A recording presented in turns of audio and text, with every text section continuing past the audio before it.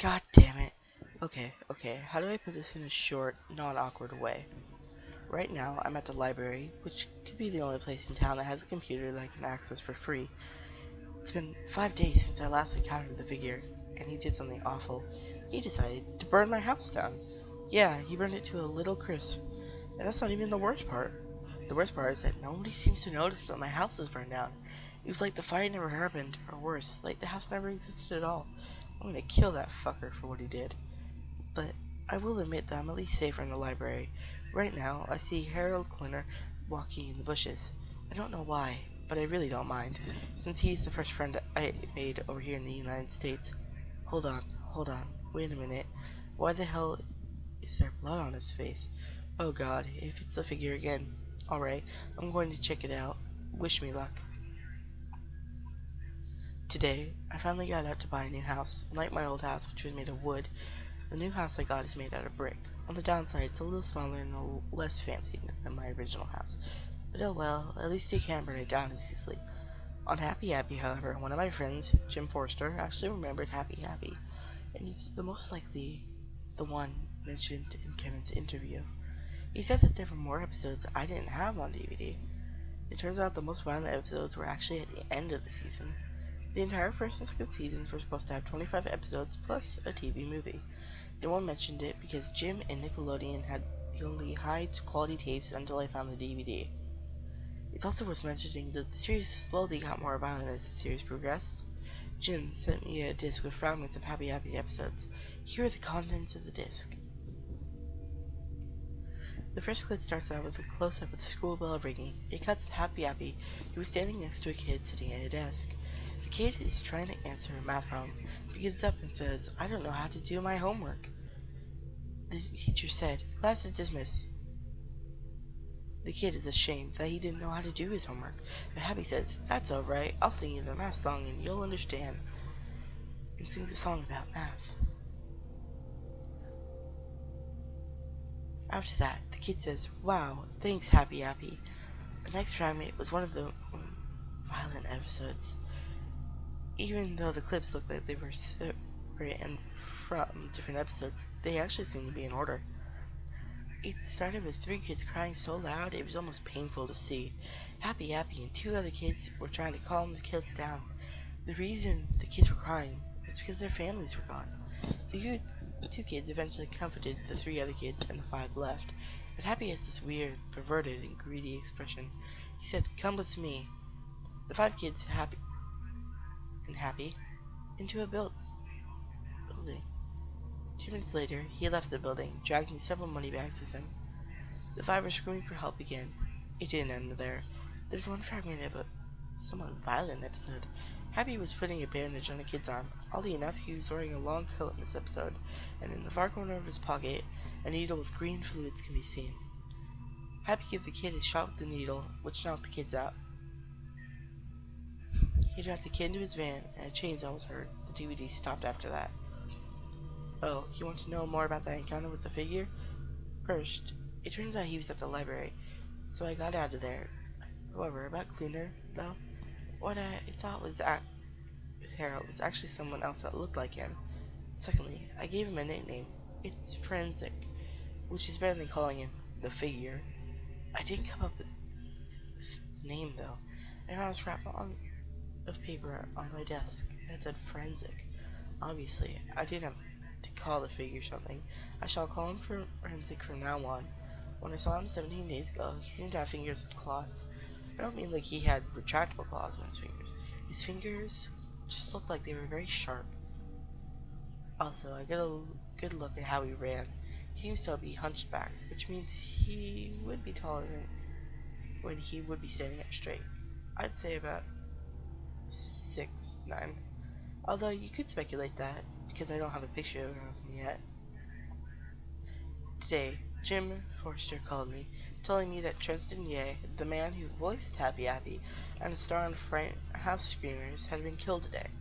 The body had 3 long and deep cut marks on the chest, with one of them slashing open his heart.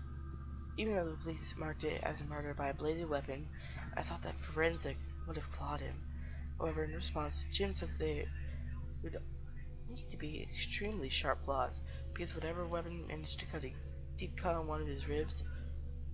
Also, I need to research front house screamers when I'm done with Happy Appy. It sounds quite interesting. Today, Jim Forster gave me a DVD with 3 new episodes. The first one could be the episode with the green fluids needle. The second is the full Happy goes to school. And the third might be part 2 of the Happy Appy movie. Unfortunately, the disc is corrupt as all hell, because it needs a lot of cleaning.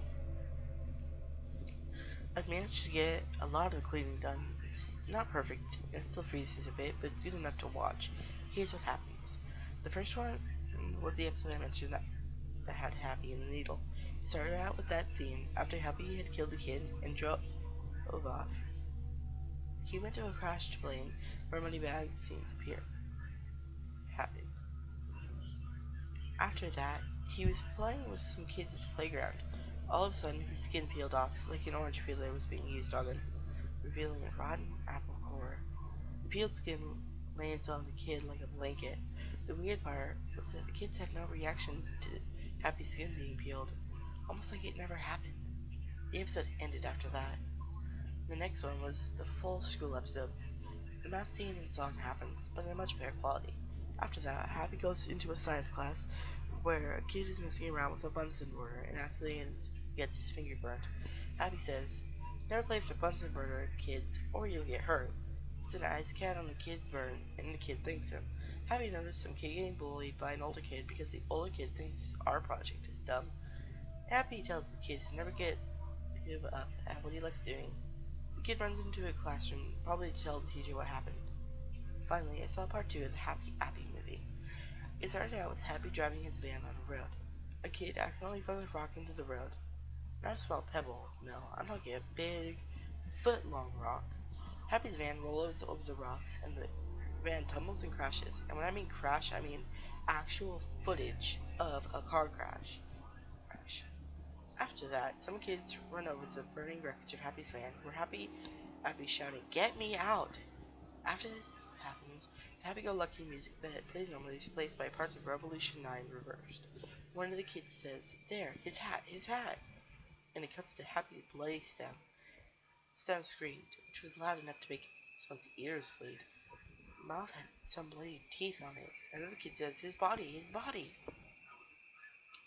Happy's body was badly cut up, with blood coming out of the larger cuts. His left eyeball was dangling out of the socket, while half of his teeth were shattered. His left arm was cut off, bone visible, with blood squirting out of the stump. He tried to crawl out of the wreck with his only intact arm.